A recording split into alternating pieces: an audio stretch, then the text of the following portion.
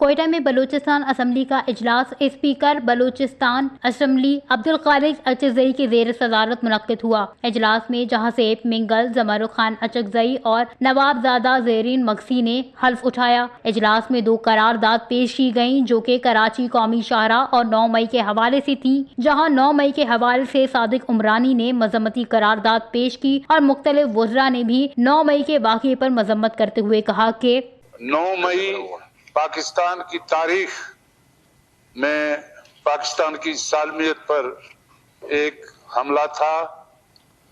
اقتدار کے ہوس میں مبتلا ایک شخص نے قومی شناخت، وقار اور سالمیت پر حملہ کیا ہے۔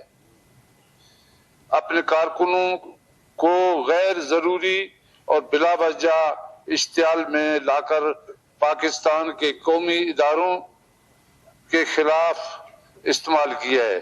پاکستان پیپلز پارٹی 9 مئی کے دن اسی وقت سے غیر جمہوری اقدامات کی بھرپور مذمت کی تھی، اور آج ہم اس ایوان میں بھی 9 مئی کے واقعے کی پرزور مذمت کرتے ہیں۔ یہ قومی وقار اور یکجہتی کے خلاف ایک معصوم سازش تھی۔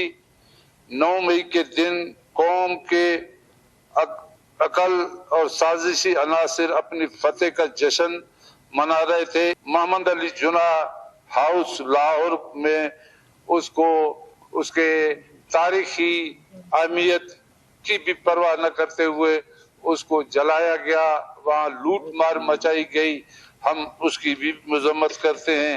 اسپیکر صاحب، آج 1 سال گزر گئے جنہوں نے ایک دہشت گرد پارٹی نے اور اس کے سربراہ نے جو ہمارے بابائے قوم تھے، اس کے رہائش گاہ کور کمانڈر ہاؤس GHQ اور ہمارے اہم تنصیبات پر حملے کیے اور جمہوریت کے آڑ میں جمہوریت کو نقصان پہنچانے کے لیے انہوں نے سارا ڈرامہ رچایا۔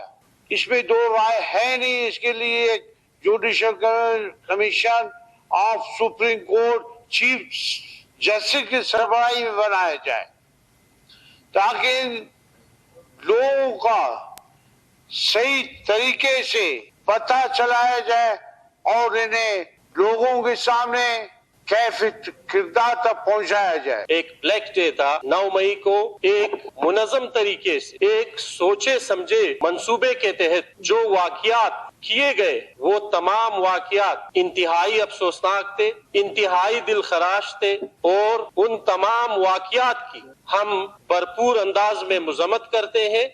یہ جو قرارداد آج پیش کی جا رہی ہے، اس قرارداد کے حوالے سے میں یہ ضرور کہنا چاہوں گا کہ اس کی اتنی اہمیت ہے کہ آج یہ پورا ایوان اس پہ ایک پیج پہ ہے جو 9 مئی کا واقعہ گزرا۔ لیکن میں خراج تحسین پیش کرتا ہوں سیکورٹی اداروں کو کہ انہوں نے ایک پیشن کے ساتھ، ایک بڑے حکمت عملی کے ساتھ اس 9 مئی کا جو پروسیس گزرا، جو زیادتی ہوئی، جو املاک کو نقصان پہنچا، جو اس ملک کو نقصان پہنچا، اور اس دن ہمارے شہداء کے جن کی بڑی قربانیاں ہیں اس ملک کے لیے، ان کے یادگاروں کو جس طرح نقصان دیا گیا، مقصد ان کا یہ تھا کہ ادارے اشتعال میں آئیں اور وہ اس طرح کا ریئیکٹ کریں کہ دنیا کو بتایا جائے کہ اس ملک میں یہ ادارہ عوام کے ساتھ اس طرح بھی کرتی ہے۔ ان کی یہ خواہش تھی، کوشش تھی، جو اللہ پاک نے ناکام کیا۔